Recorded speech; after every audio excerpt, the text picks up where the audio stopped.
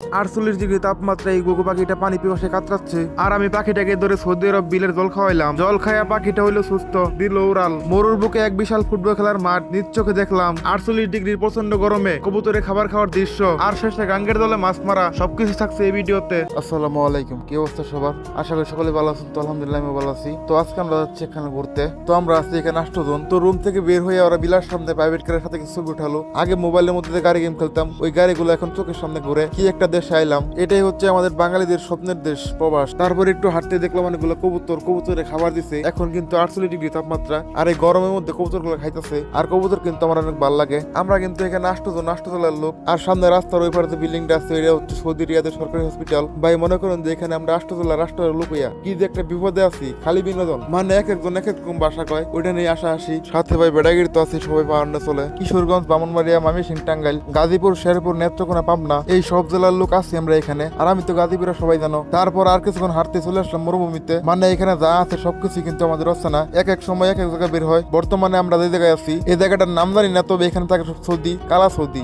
এখানে ওরা হাঁটতেছে কিন্তু একে অপরের সাথে কথা বলতেছে। আর এদিকে আমি চুপচাপ ক্যামেরা ধরে হাঁটতেছি, আর ওরা আমার কইতেছে আমি কথা বলতেছি না কেন। আর এদিকে আমি ওদেরকে বললাম ভাই দেখ, আমার 3 মাসের প্রেমিকা আড়াই গেছে, আর ওটাই আমি চুপচাপ খুঁজতেছি, তোদেরকে বুঝতে দিই না। এদিকে ওরা আমার এই কথা শুনে দিল হাইসা। আমি কি কিরে ভাই আমার কষ্টের কথা শুনে হাসকে। তারপর আমি ওদের থেকে কোনো রিপ্লাই পাই নাই। সামনে দেখতে পেলাম বিশাল বড় এক কবরস্থান। এই কবরস্থানটা যদিও সাধারণ মানুষের, কিন্তু দেখা যাচ্ছে এরকম কবরস্থান অনেক দেখছি ফোনে আর টিভিতে। কিন্তু ফোনে দেখো ওই কবরস্থান গুলো কিন্তু অনেক সাহাবায়ে কেরামদের, যারা ইসলামের পথে শহীদ হয়েছে।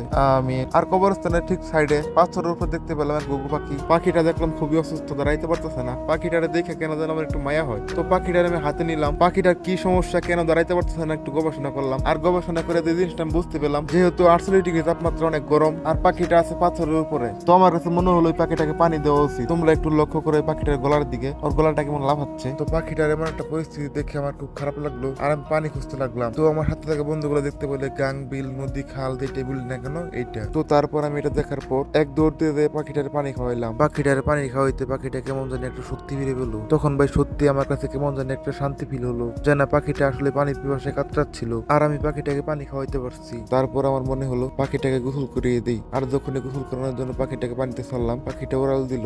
যদি আমার এই কাজ আর আমার এই ভিডিওটা ভালো লাগে, তাহলে অবশ্যই লাইক, কমেন্ট, শেয়ার এবং চ্যানেলটা সাবস্ক্রাইব করে দিবেন। আর তারপরে এখানে আমাদের সাথে কি হলো যদি দেখতে চাও, কমেন্টে বলো।